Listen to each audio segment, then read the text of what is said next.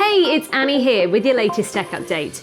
PayPal is one of the world's most popular online payment methods. 392 million people and businesses have an account. Unfortunately, cybercriminals know popularity means opportunity. Researchers have found that PayPal was the most impersonated business in financial phishing attacks last year. Almost 2 in 5 of all attacks pretended to be from the company. There's a risk to your business if an employee falls for any phishing scam. It starts with an email from PayPal or your bank, and it looks genuine. It'll ask you to do something simple, such as clicking on a link to update your details. The page that opens looks like the real website, but it's not.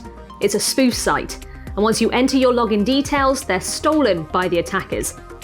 Get your team to look carefully at emails like these.